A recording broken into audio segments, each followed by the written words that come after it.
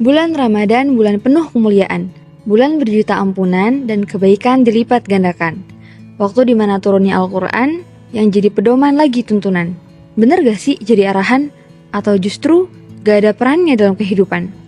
Assalamualaikum teman-teman, kenalin aku Jihan. Hari ini lagi sama dua temanku nih, Zayan, Zahra, dan Zainina. mau bicarain tentang Al-Quran.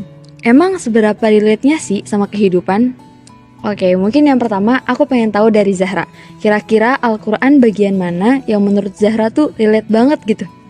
Oke, kalau aku ya Ji, ayat yang paling berkesan itu ada di surat Al-An'am ayat 59. Jadi ayat ini tuh ngajarin kalau emang gak ada yang namanya kebetulan dalam kehidupan. Yang kita rasakan, cobaan, beban, benturan, itu sudah diatur Tuhan. Bahkan di ayat ini Allah ingatkan daun yang berjatuhan, sebuah biji dalam kegelapan, hatta sesuatu yang kering dan basah pun sudah Allah tentukan. Dan itu dicatat di dalam kitab yang tersimpan. Wow. Jadi ya Jini, mungkin kita sering bertanya-tanya, terus kita sering meragukan gitu. Kenapa nih saat ini kita berada di sebuah lingkungan yang jauh dari mimpi dan angan? Iya gak sih? Iya. Kenapa bersama dia, kamu, mereka, kita nih dipertemukan? Aku kadang mikir kayak gitu. Nah, kenapa tempat ini yang jadi singgahan? Terus kenapa juga takdir ini yang harus kita jalankan? Kenapa nggak seperti ini dan itu yang sesuai sama harapan? Itu tadi Ji, ini rencana Tuhan, ini rencana Allah, ini maunya Allah, dan ini pilihan Allah. Semuanya sudah Allah persiapkan. Kita nih Ji ada di sini, dan orang-orang yang ada di sekitar kita saat ini itu sudah menjadi pilihan. Kenapa kita didekatkan? Kenapa kita dipertemukan? Pertama, mungkin ada ilmu yang ingin Allah sampaikan melalui teman. Ada seutas pesan yang Allah titipkan melalui kawan berupa cobaan. Benar-benar. Ada sebuah cinta yang Allah kirimkan melalui permasalahan yang tak bertepikan. Karena itu, tak ada yang namanya kebetulan. Daun yang jatuh pun sudah Allah gariskan kapan waktunya ia jatuh. Apalagi sebuah kehidupan, ya gak? Iya benar. Tentu sudah Allah atur sebaik mungkin untuk hambanya agar mau mengambil pelajaran. Mungkin itu kajian alasan kenapa ayat ini sangat-sangat berkesan. Wow, deep banget sih Zahra. Bener, emang gak ada yang namanya kebetulan. Semuanya tuh udah Allah tetapkan, udah Allah gariskan. Jadi buat apa kita tuh gelisah sama sesuatu yang udah pasti gitu?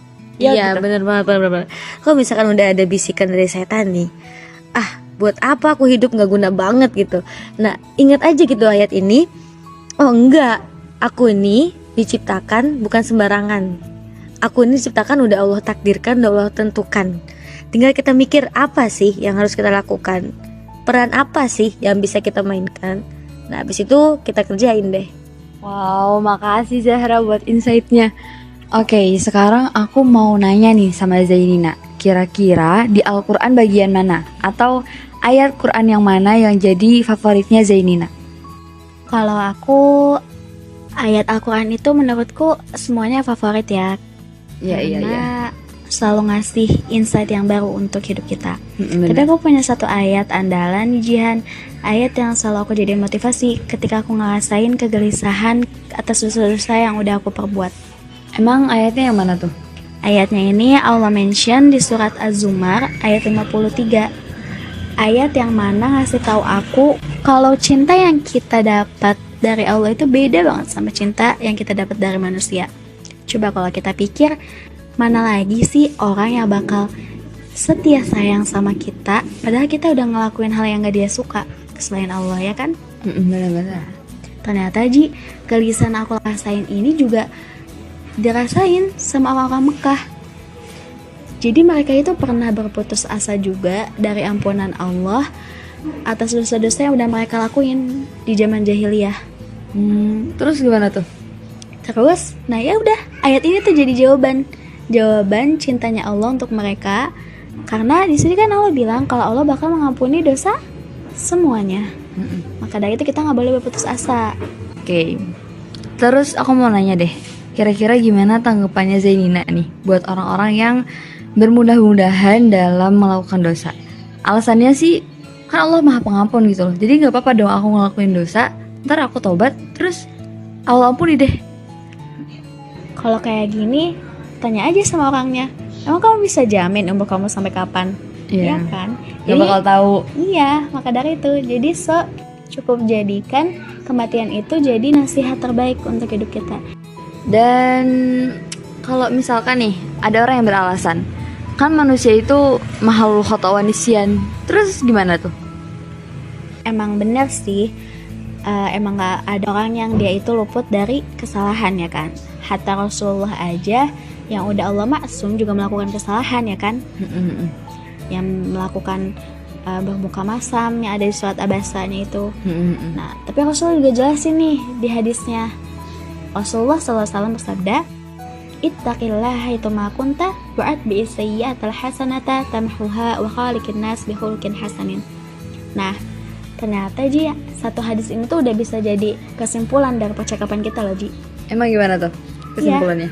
Kesimpulannya yang pertama, kita ini Allah perintahkan untuk bertakwa dimanapun kita berada. Apa sih itu arti takwa Ji?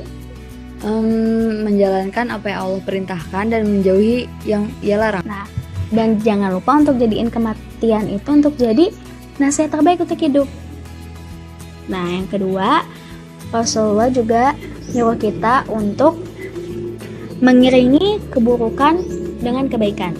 Nah, yang tadi Jihan tanyain, kalau ada orang nih yang ngelakuin kesalahan, terus apa yang harus kita lakuin? Ya udah, langsung kerjain aja perlakuan yang baik, biar bisa menghapus kesalahan yang udah kita lakuin tadi. Kayak gitu. Dan jangan pernah berputus asa dari rahmat Allah, dari ampunan Allah, karena Allah itu maha pengampun. Dan yang terakhir, jangan lupa untuk bergaul dengan manusia dengan sebaik-baiknya, dengan menebar cinta dan kasih sayang di antara mereka seperti yang udah kita dapat dari Sang Maha Cinta. Masya Allah. Wow, mantap nih dari Zainina juga. Tapi ya asli sih, emang Al-Quran sekeren itu ya. Aku juga jadi banyak belajar dari 2 ayat yang disampaikan Zahra dan Zainina. Kalau Allah pengen banget hambanya tenang asal ngikutin suratan cintanya yang ada dalam Al-Quran. Jadi tuh gak usah gelisah, karena semuanya udah Allah rencanakan. Dan gak usah gelisah karena Allah udah siapin banyak ampunan. Bukankah hanya dengan mengingat Allah hati kita menjadi tenang? Yakin mau jauh sama Al-Quran? Mungkin cukup sekian teman-teman. Sampai jumpa di lain kesempatan. Wassalamualaikum warahmatullahi wabarakatuh.